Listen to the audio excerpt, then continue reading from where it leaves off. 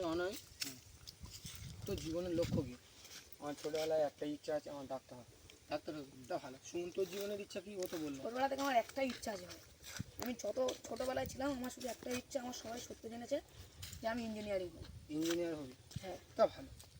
তা ভাই তুই তো আমাদেরকে জিজ্ঞেস করছিস তোর ইচ্ছাটা কি বল, বড় হয়ে হওয়ার তো আমার ইচ্ছা, সবারই তো একটা ইচ্ছা থাকে, বল ভাই। আমার জীবনে অনেক বড় ইচ্ছা আছে, আমার স্বপ্ন আছে বড়। তোর শুনবি তাহলে? বল তাহলে ভাই। আমার সায়েন্টিস্ট হওয়ার ইচ্ছা আছে, আমার গবেষণা করতে খুব ভালো লাগে। তা ভালো। 5 বছর পর।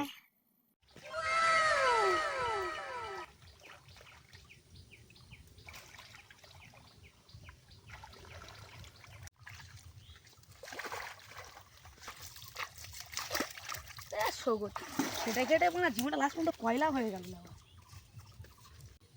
বাড়িতে গিয়ে আবার খাওয়া দাওয়া লেবড়া আলাদা ঝামেলা, সেটা আবার বাগানে লেবড়া করতে দেখতে।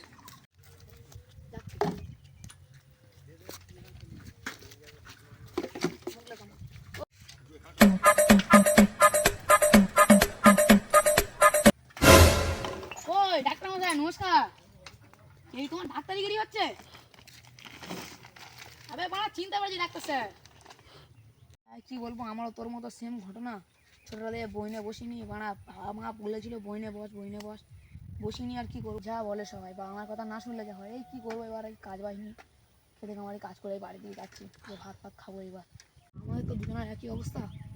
সে সায়েন্টিস্ট হয়ে বলেছিল, সে তো বড় মানুষ হয়েছে। বল ঠিক বলেছিস ভাই। কেমন চলছে ভাই? এই তো ভালো তো। হ্যাঁ। ওই সাগর নাড়া ভাই, কেমন আছিস?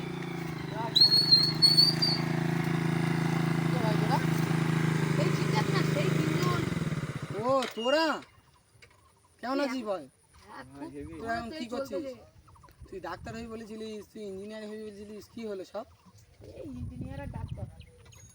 এখনো পিছনে পড়ে থাকলিস? দেখ আমার, দেখ সায়েন্টিস্ট হবো বললাম, ভালো চাকরি ভালো জব, দেখেছিস তো? শিখবি আমার থেকে, আমার সাথে তো ঘুরলি না তোরা। ওই জন্য বাবা মা তোদের সাথে ঘুরতে বারণ করেছিল, বলে ছোটো লোকেদের সাথে ঘুরবি না। ভাই যা তাহলে আমরা যাই। ভালো আছিস তো? হ্যাঁ ঠিক আছে।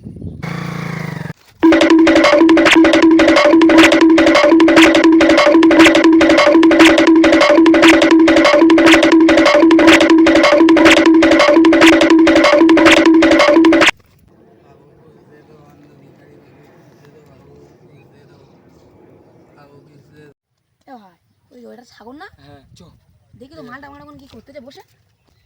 ভাই এই তো সায়েন্টিস্ট, তুই নাকি সায়েন্টিস্ট করছিলি, কি করতিস ভাই তুই? তোর বাড়ি আসলি এখনো?